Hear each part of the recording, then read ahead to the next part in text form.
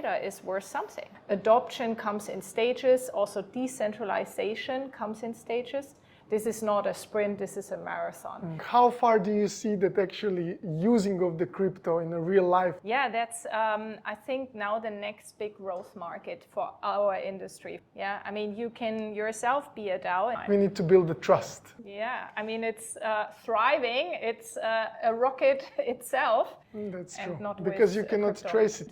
I mean, Cypher Capital is doing amazing events.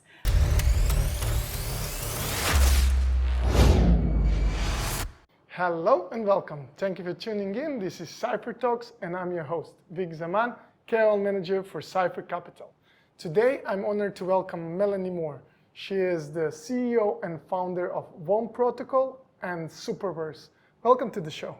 Thanks for having me, Vic. So being for 20 plus years in tech space, media marketing, you have seen big changes in the technology. What realization got you into the blockchain space and the development of the WOM Protocol? Yeah, it started all in 2016 when I learned about Bitcoin and leaderless, trustless, permissionless technology. That definitely caught my attention and was this call to action that this technology could also solve so many issues that I had seen in the marketing and media industry for so many years before. And then in 2017, I first educated myself more and more. Really went down this so-called rabbit hole of blockchain technology. And in 2018, I had the great luck that I was in Berlin at that time, surrounded by a lot of amazing other tech founders in the industry, founders of Polkadot, some Bitcoin maximalists, some core technologists from the Ethereum Foundation. And that were the ones who then also helped me to develop the WOM protocol in the fundamentals. And since that we are building this big infrastructure technology for word of mouth marketing. Thank you. So you are creator economy specialist, model create to earn. You're truly promoting the adoption of the whole industry. How did you expectation of the growth for the whole blockchain industry and of course of your WOM protocol? Well, I mean, we are still, I think that everyone can see that in the early stages of the whole industry. We developed now for WOM protocol since basically 2019, this whole technology set. It's a huge infrastructure technology that is Web 2 and Web 3 agnostic and can help many platforms and creators to monetize in a new way. This obviously, to build something like this and also to get it to the right people, to build this whole ecosystem for word of mouth marketing takes years. This is not a sprint, this is a marathon. And similar to that, I see also a lot of other companies that are also developing in the space, struggling a little bit with adoption because there are these basics of, what is a token, what is a wallet, what are now NFTs, what does it mean play to earn, what does it mean ownership of assets when we're talking about this as a big differentiator in the Web3 space. People have to learn, and we have to take them with us on this journey. And therefore, adoption comes in stages, also decentralization comes in stages. Something that we have seen with Bitcoin, which started decentralized from scratch, is hard to mirror, especially when you're building infrastructure that needs implementations also in Web 2. Yeah. So you need to talk to people. Very often you cannot directly start as a DAO. Yeah, of course. Or as a decentralized autonomous organization. And therefore, adoption needs time, needs now great creators and creative people to carve this message and bring it to more people. And this was also a reason for us with WOM Protocol why we initiated now also SUPERVERSE as an event, as a conference format with a high entertainment factor to bring more creators in, also lifestyle creators, not only from the crypto space, to help us carve this message and bring adoption to the whole Web3 space and bring really all these amazing products to more people. Makes sense. So when we are talking about the adoption, how would you explain to people between Web 2 and Web 3. What's that Web 3 for you for the adoption? The factor that we can take ownership again over basically our data and our life. We are very often not so aware, that we are constantly in our daily life delivering data. Data that is monetized by all these big companies that were growing up in the Web 2 space. And they were taking this data in the beginning, probably because there were no other revenue streams. They collected the data. And at a certain moment in time, they figured out, wow, this data is worth something. It's worth quite a lot. Yes.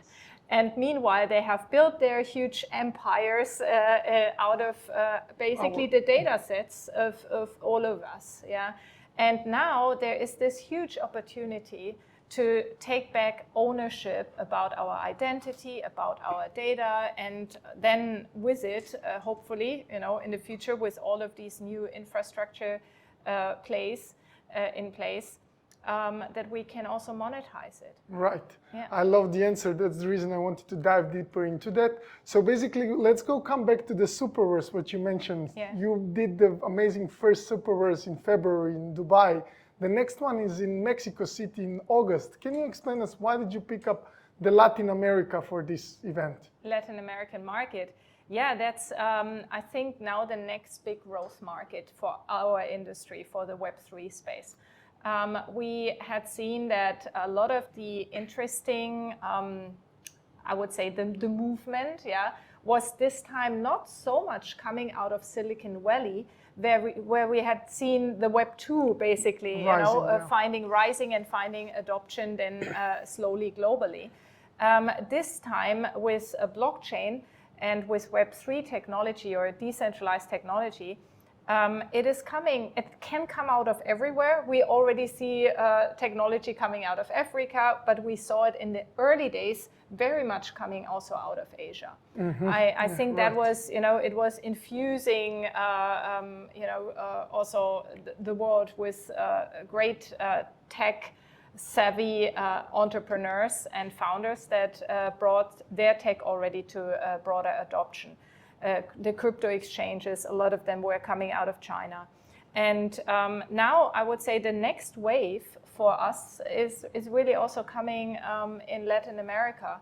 That's why I think it's a great place currently to go there. We had seen El Salvador, taking this flag for Bitcoin and bringing it to more awareness that Bitcoin can be also a solution for many countries as a form of asset management. Right. And I had already built a good relationship to a lot of creators, actually lifestyle, TikTokers, Instagram, amazing creative people with great storytelling capabilities from Latin America. Great. And so we decided, why not doing a conference in Mexico City, where we already have amazing creators joining us. And then there is also the Ethereum Foundation having, East Mexico City at the same time. So we said, why not doing it also at the same time in Mexico City? But I was also thinking from the perspective as Latin America, that they have the issue with the trust with the banks, and then like from a DeFi perspective, but you are tapping deeper into the adoption with the creator side, right? I think this is now what is definitely needed, is bring great creators, storytellers in, because we are missing this marketing, the messages really to all of these people out there, not only to the ones who are already crypto or blockchain excited. Makes sense, yes. Yeah? However, you're right, there is always, I think the need when the infrastructure isn't really in place yet. There is this opportunity. In the US, everyone is very comfortable with the US dollar and also with the technology that they have at hand. And I think in emerging markets, the opportunities are just bigger and you can scale faster. 100%. And that's why Latin America is very, very interesting. Yes. Agreed. So let's touch a little bit more deeper into your explaining expertise, a blockchain expert, for the DAO, Superverse DAO. How it will work? How do you... What is your idea behind that? Yeah, I mean, at the end, everything can be a DAO.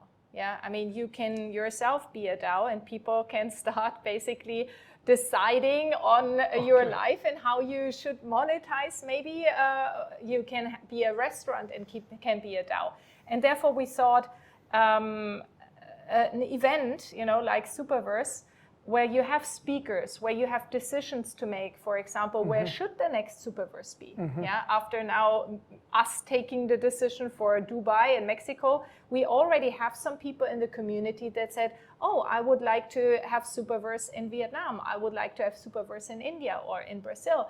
Can we be Superverse Brazil? Right. Yeah, and I think building something, an event series that should deliver to the whole Web3 community is much better run in the future as a DAO. But for now, in this very early initial phase, as I said, decentralization most of the time comes in stages or need to come in stages. Yes, yeah, it's very seldom the case that it can come from scratch. And therefore, Superverse is a good format to be a DAO in the future. Great. So let me just touch, as a Cypher Capital is a supporter of your Superverse event, and we all live in Dubai. How do you see the UAE in the adoption for the whole crypto space? And yeah, I mean, it's thriving. It's a rocket itself. If I think, I came, I think, the first time to Dubai 5 years ago. And since last year, I'm basically also based here and frequently here in the region. And it is impressive to see what happened in the last 12 months alone. Wow. My question would be like, how far do you see that actually using of the crypto in a real life? Like, what do you see? How far are we here in Dubai and UAE? I would say it's already getting very much embraced here. Yeah. That you can use crypto, you can already purchase with crypto, also real estate. You can, rent certain, I don't know, from cars to whatever. You see even machines, vending machines where you can purchase your snacks with crypto. I think there is a lot already happening here. I just recently heard also from a solution that you can already pay your Tesla electronic vehicle charging on the airport with crypto. It's coming, yeah. I think it's evolving here. The region and also the government is embracing it. I think this is what the founders have felt the most, that they are wanted here, yeah. And that they are wanted with open arms, and and now more and more are coming here. There is every day a meetup or some sort of event. I mean, Cypher Capital is doing amazing events. Crypto Oasis, the team, is doing amazing events. There's every day something going on here. Great. Yeah, I just wanted to get off the taboo of the crypto, that there's no use cases, but like actually what you're saying, the big adoption in UAE is here. Hopefully we're going to see it all around the world. Yeah, it's coming. It's definitely coming. And you're very positive and bullish about it. So definitely bullish about it. Even if it takes a little bit more time sometimes and a little bit more patience, because it is a new technology that can only show its beauty really in scale. And we need a little bit more time. We need to build the trust. Yes, exactly. People think still, it's something for, sometimes some people think it's for scammers or it's for illegal actions. Yes. And that's not the case, right? Most of the illegal financial transactions are made with paper money. That's true. Because you cannot trace it. When you put it on the blockchain, it's going to be a chase that you can actually find where is the source and what's happening. Exactly. So it's not as transparent. Yes, true. Thank you for coming to Cypher Capital, and it was really pleasure to talk with you. Thank you so much, Victor. Thank you, guys, and see you in next episode.